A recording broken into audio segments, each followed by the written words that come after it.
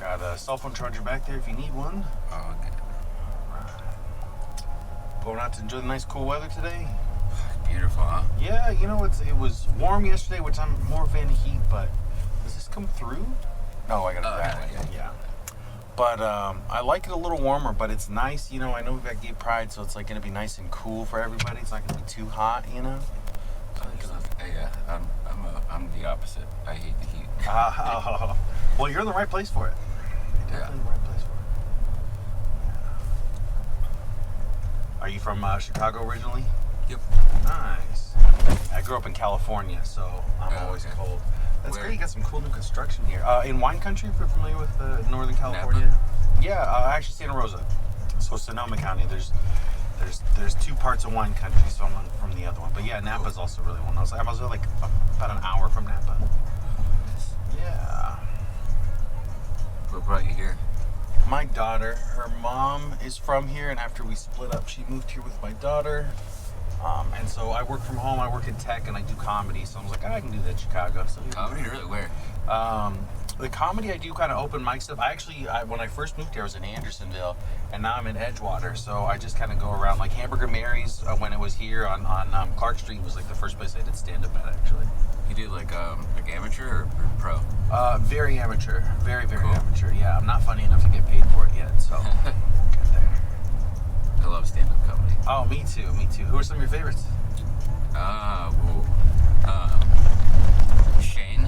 Oh, okay, Shane Gillis? Yep. So funny. Yeah, he's so funny right now. He's so funny. Yeah, Shane, and of course, Chappelle, yeah, I mean, he's the greatest, right? He's so funny. A lot of people Chris Rock is incredibly popular, but I don't like Chris Rock. Really? Okay. I don't like his voice. Kind of annoys me. I could get that, I like could high understand pitch, that. like, Yeah, the raspy guy.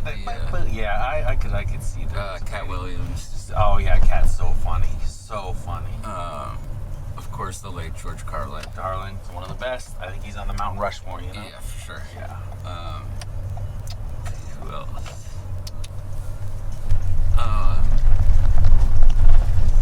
Nate Diaz. Oh, Nate Diaz. Wait, the fighter?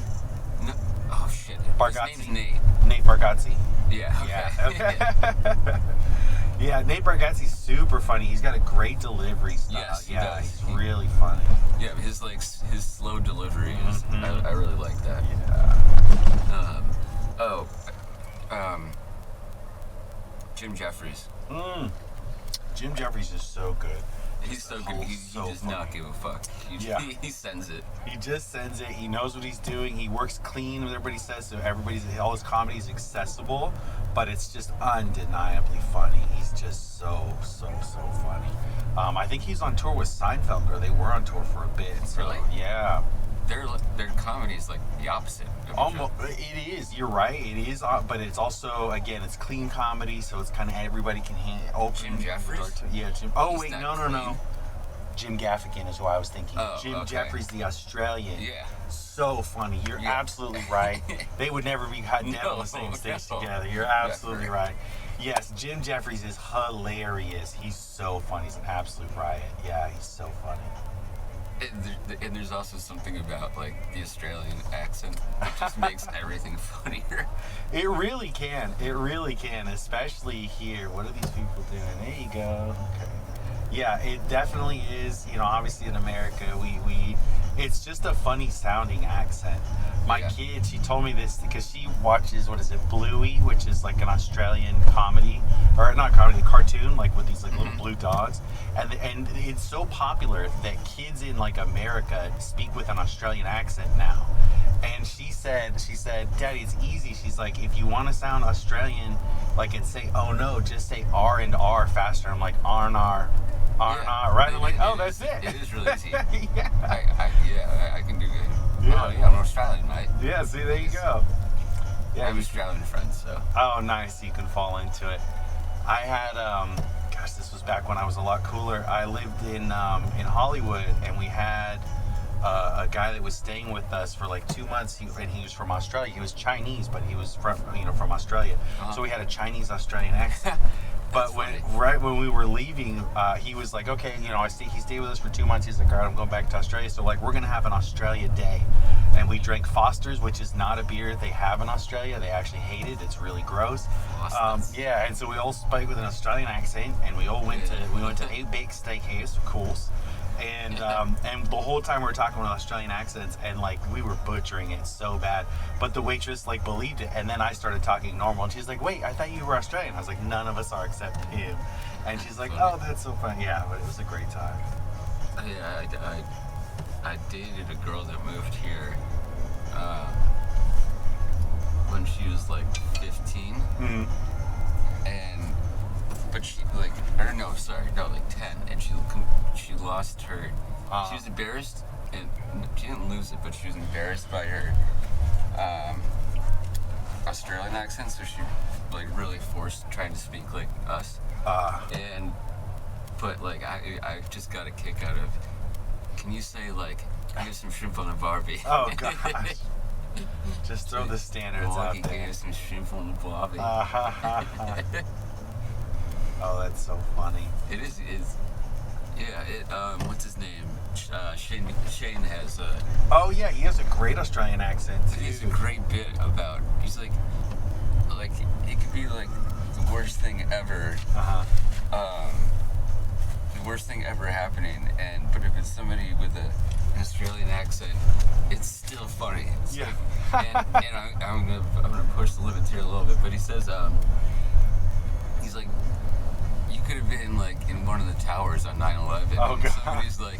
Somebody says like, oh no. Oh, there's another one coming. That was on his Netflix one, right? Yeah. Yeah, the Netflix one. Yeah, it was very funny, and it's so true.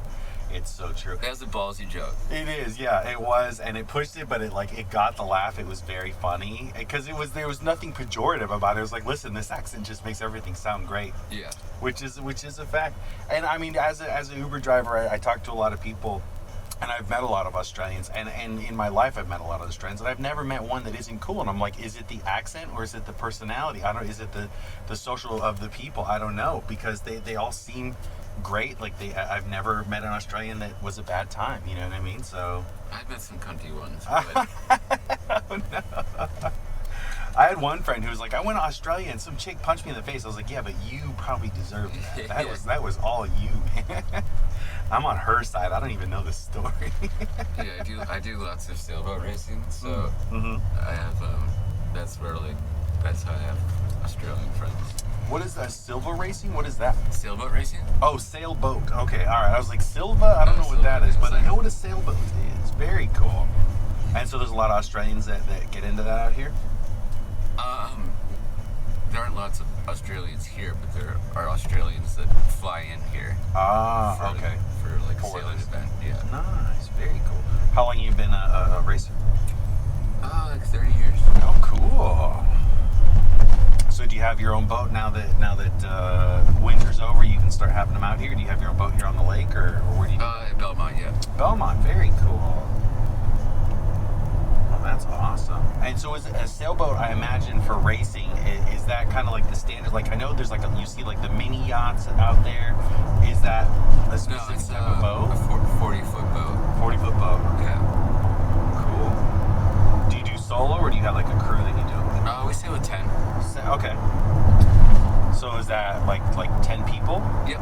Okay. Nice. All right.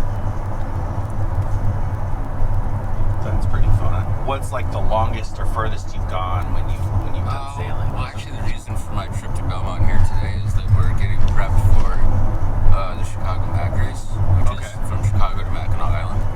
Where's Mackinac Island? Top of Lake Michigan. I see. Okay, so from here all the way up as well. Yeah, 333 miles. Oh wow, that's cool. Okay. When is that? July 13th. July 13th. So 2 Saturdays. Sure. So you gotta get ready for it. Yeah, that's cool. Yeah, there's a lot of prep that goes into it. Right. I imagine Lake Michigan, just because of its size, is probably a lot different as far as sailing goes. Like it maybe has a little more weather, has a little more patterns to it, or I knowing nothing about sailing. It's very different from ocean racing because it is a big body of water, of course. Yeah. But the land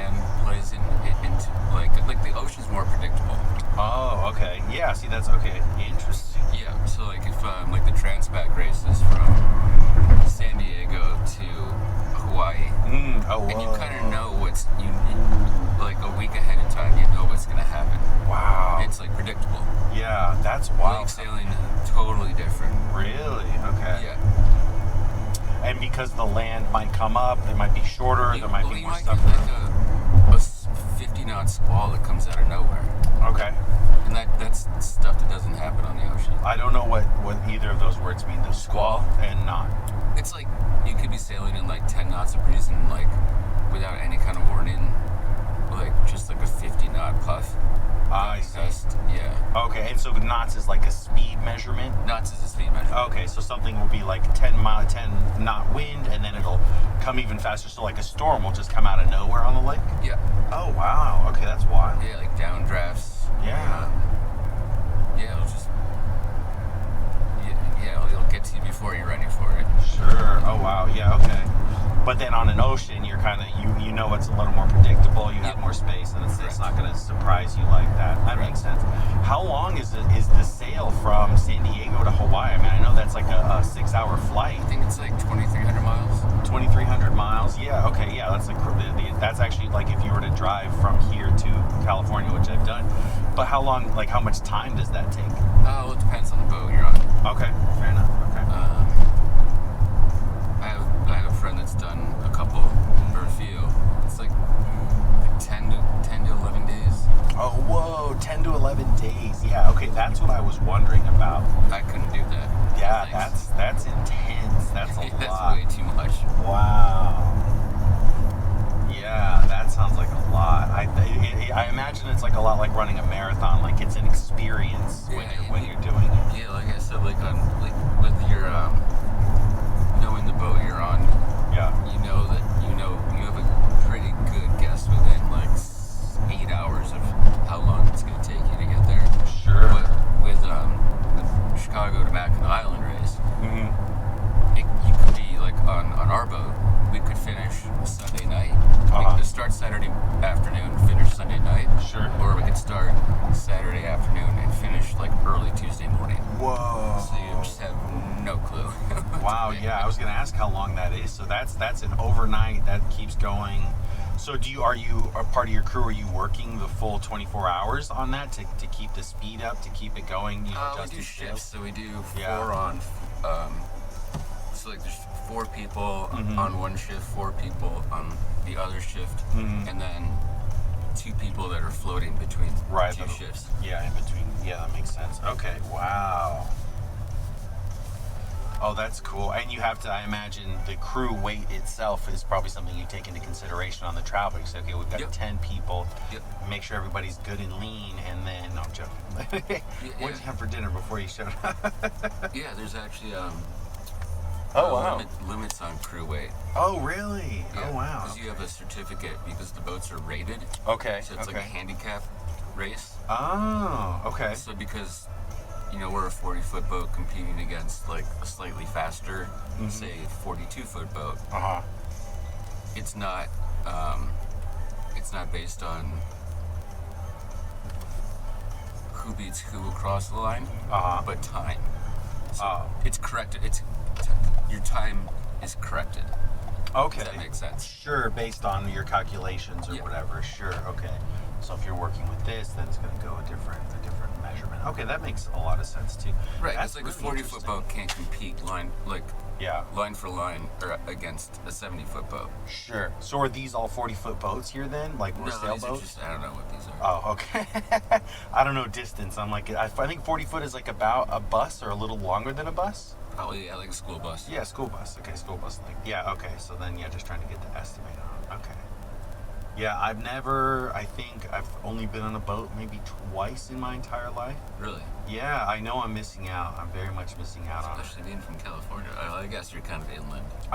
Well, California's right on the coast. Where I was, you're right, it's like an hour from the coast, so it's not too bad. But yeah, it just really honestly just never came up. Fishing, I never did a lot of fishing either, so I was just... I love fishing. Right? And I would love to. It's just a thing I've just never... Don't do it. It's self-torture. Really? It'll just eat your life over. If you look to your left, if you see it, it's hidden. You're not gonna be able to see it. But see, it looks fun, and again, like I'd be so interested in doing it. It's just something that's never come up. Don't take up fly fishing. Okay, fly fishing, skip that. Skip that. Okay, because it's something I'll like way too much. Yeah. Or yeah. All right. Well, all right. I'll wait till I'm older, till I got nothing better to do. Then I'll Yeah. If you have no responsibilities, deal. That's what I'll do. then go fly I'll fishing. do that. Thanks All so right, much. thanks, brother. Have a good Good one. talking to you. Yeah, likewise. Have a great day. Thanks. You too.